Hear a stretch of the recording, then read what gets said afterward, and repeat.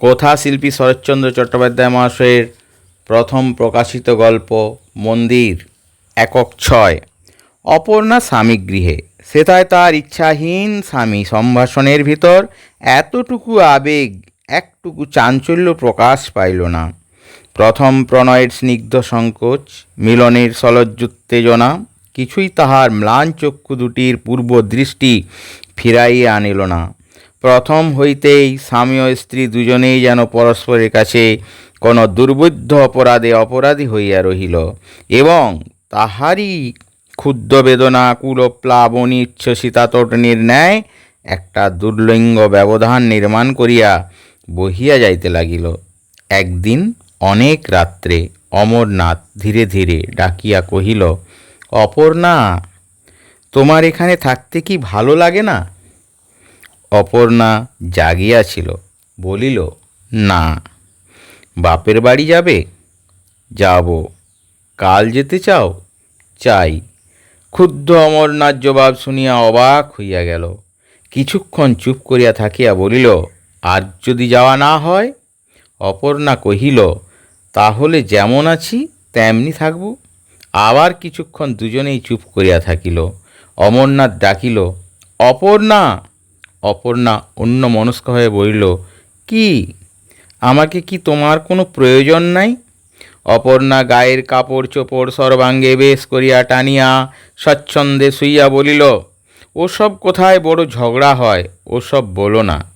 ঝগড়া হয়? কি করে জানলে? জানি, আমাদের বাপের বাড়িতে মেজদা ও মেজবউ এই নিয়ে নিত্য কলহ করে। আমার ঝগড়া কলহ ভালো লাগে না। শুনিয়া অমরনাথ উত্তেজিত হইয়া উঠিল। অন্ধকারে হাতড়াইয়া সে যেন এই কথাটাই এতদিন খুঁজিতেছিল, হঠাৎ আজ যেন তাহা হাতে ঠেকিল। বলিয়া উঠিল, এসো অপর্ণা, আমরাও ঝগড়া করি। এমন করে থাকার চেয়ে ঝগড়া কলহ ঢের ভালো।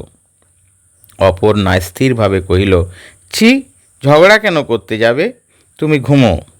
তাহার পর অপর্ণা ঘুমাইল কি জাগিয়া রহিল, সমস্ত রাত্রি জাগিয়া থাকিয়াও অমরনাথ বুঝিতে পারিল না।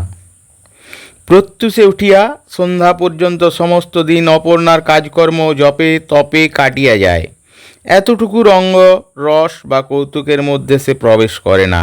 দেখিয়া তাহার সমবয়সীরা বিদ্রুপ করিয়া কত কি বলে, ননদেরা গোসাই ঠাকুর বলিয়া পরিহাস করে, তথাপি সে দলে মিশিতে পারিল না।